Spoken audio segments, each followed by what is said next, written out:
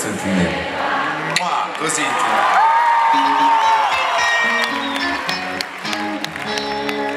Accettami e vedrai fino in fondo, non pensare a cosa è giusto e cosa sta cambiando.